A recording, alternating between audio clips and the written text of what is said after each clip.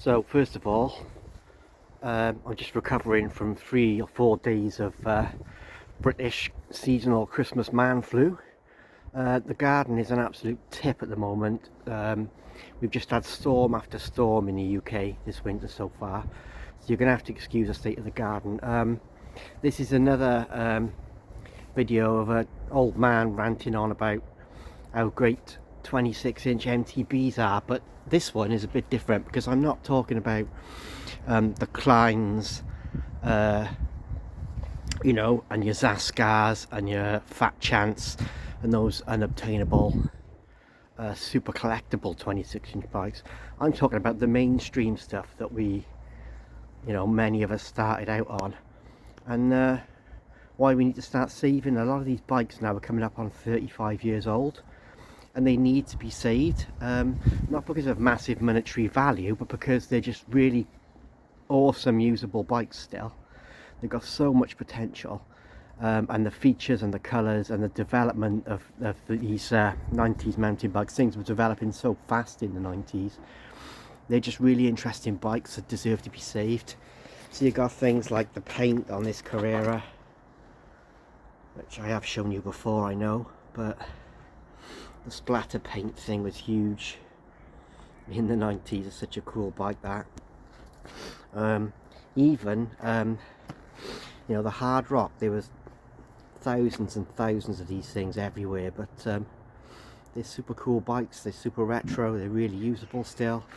Again, the paint on this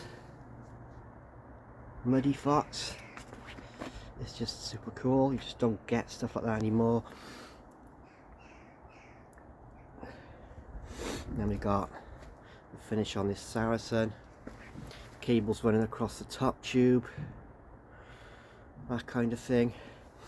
The Tanguay chromoly tubing on this Mongoose switchback, and things like these, you know, the way shifters changed out throughout the 90s, from the thummies to the trigger shifters, all kinds of things that came about in the 90s. We've got this Rally Peak with really nice lugs on it, and the Dior LX, which loads of us would have been familiar with. This bike's going to clean up really, really nicely. Looking forward to doing it. But loads of us would have had bikes like this, and that's what is important. It's not those bikes that nobody can get anymore because they're so super rare. These are the bikes that we actually had and we remember riding. Zoom stem. You've got some early 7-speed rapid fires, titanium handlebars, the rapid fire shifters, the nice covers on the brake hoods, and then now even, well, there's another one, is the GT Outpost, bottom of the range. There's so many of us owned one because it was an affordable bike. You know, and the triple triangle, all those developments, the fat tyres getting fatter all the time. First time we saw 2.1s and 2.2s. Again, Suntour shifters on this one. And even now, like the early aluminium, like this Rockhopper, you know, they're becoming desirable bikes because they're still so super usable. And here's another aluminium one again. The Indian Fire Trail, Marin Indian Fire Trail. And this one is got XT on it, double butted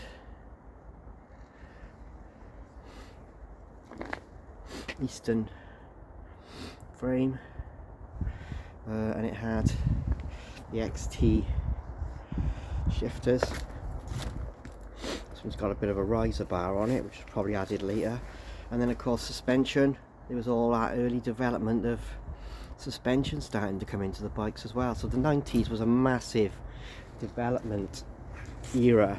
I mean, these things were huge in the 90s in the UK, and I just think that they're bikes that, although they were everywhere at one point, they're not anymore. They're becoming rarer, and they really need to be saved, and I'm doing my best to.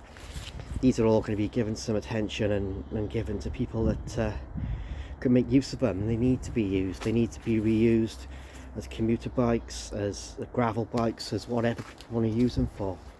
There's so much life in these old bikes that it's a shame to just see them sitting in people's garages all rotting away. So yeah, it's another one of those Save the 26 MTB videos, but I think you'll agree they're lovely bikes, and they deserve a bit of our respect and attention.